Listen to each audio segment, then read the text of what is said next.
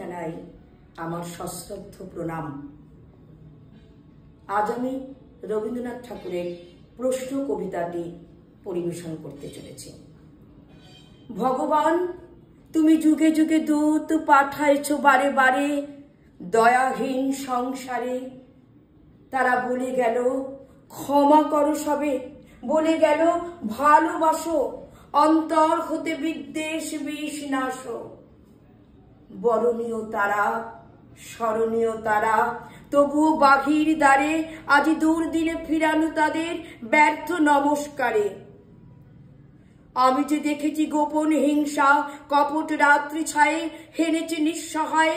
আমি যে দেখেছি প্রতিকারহীন শক্তের অপরাধে বিচারের বাণী নীরবে নিভৃতে কাঁদে।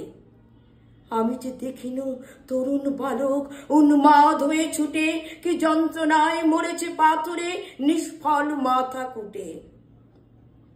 কণ্ঠ আমার রুদ্ধ আজিকে বাসি সঙ্গীত হারা।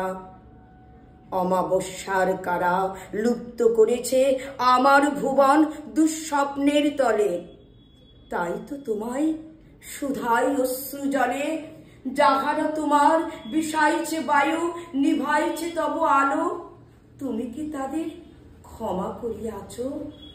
তুমি কি বেসেছ ভালো? নমস্কার।